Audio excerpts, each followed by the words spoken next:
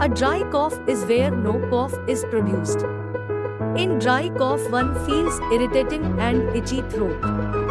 Causes of dry cough: 1. Cold and flu. 2. Allergy. 3. Dust, smoke. 4. Blocking of airways. Treatment of dry cough: 1.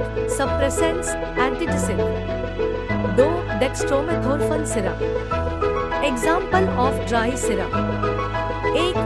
Asthakine DX syrup manufactured by Lifestar. 2. ZX syrup manufactured by Wockhardt. 3. Tussis DX syrup manufactured by Blue Cross. 4. Alcof DX manufactured